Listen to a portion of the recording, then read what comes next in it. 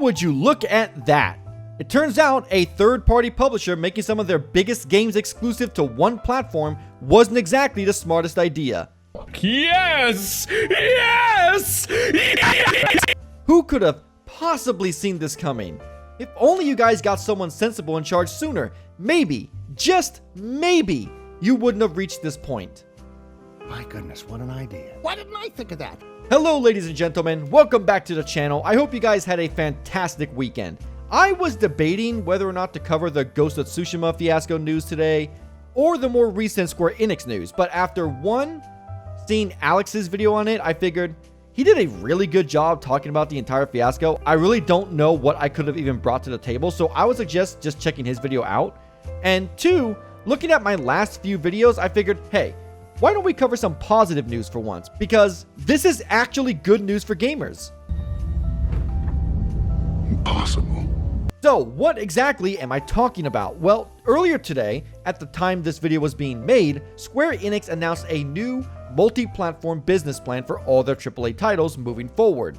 As you recall, in my last Square Enix video, their latest earnings report saw a profit drop of 69-7% due to a number of canceled projects. I don't care what universe you're from, that's gotta hurt. So, anyone with a brain could have seen this coming a mile away. If you're expecting to see a significant profit drop in the upcoming years, the last thing you want to do is to continue making some of your biggest games like Final Fantasy 16 and Final Fantasy 7 Rebirth exclusive to one platform. Because while, yes, sales have been up slightly, I'll say it again, as detailed in my previous video on the company, every subsequent Final Fantasy game post Final Fantasy 15's release sold less and less with each release. I'd hate to be those guys. And in the light of ballooning development costs, it's making less and less business sense to continue pursuing exclusivity.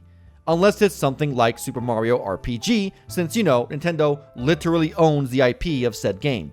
But even then, it's extremely rare for a Mario game to not do massive numbers, so, you know. But can we say with certainty why this change is finally happening? Well, let's look into that, shall we? Now, as you can see in the text here, the company details their digital entertainment sales were slightly up, and the performances of Final Fantasy 16, Final Fantasy Pixel Remaster, Dragon Quest Monsters: The Dark Prince, and Final Fantasy 7 Rebirth saw HD game sales increase to 99.2 billion yen, or 636 million USD, versus 78.5 billion yen, or 503 million USD, the previous fiscal year.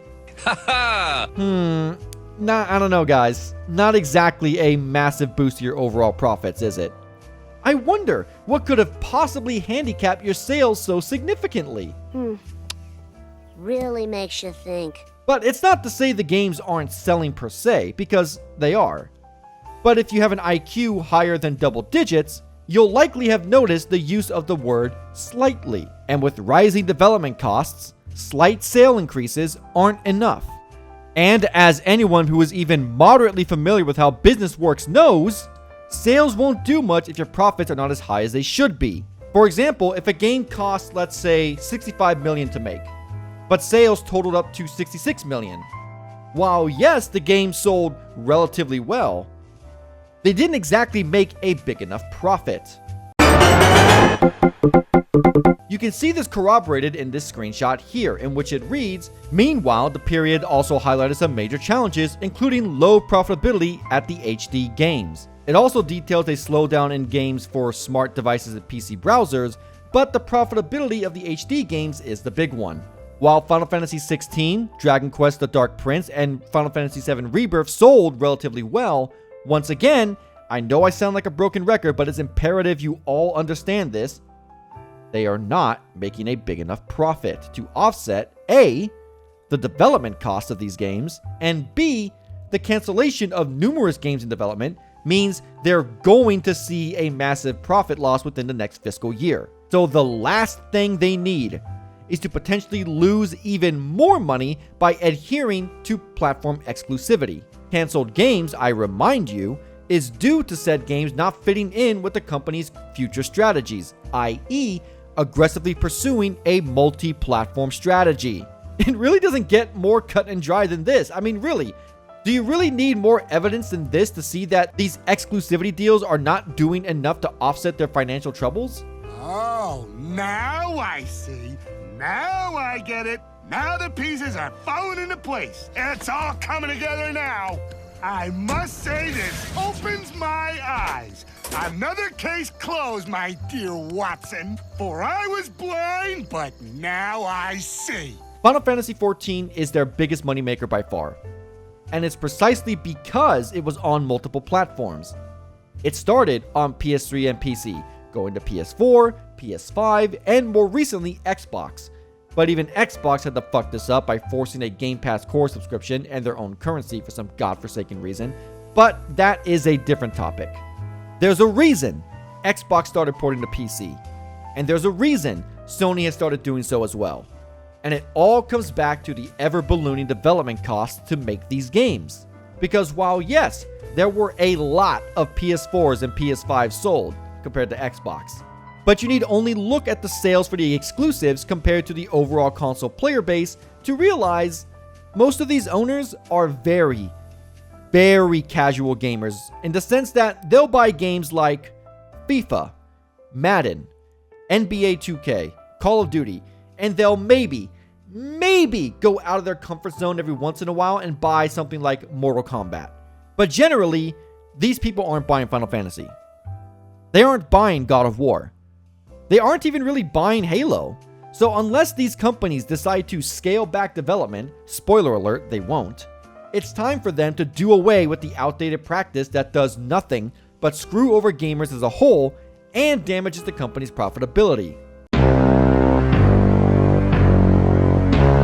Now, of course, another key aspect in this plan is a focus on AAA games. In an article by VideoGamesChronicle.com, Square Enix stated by doing this multi-platform strategy, they will be able to, and I quote, build an environment where more customers can enjoy our titles in regards to major franchises and AAA titles, including catalog titles.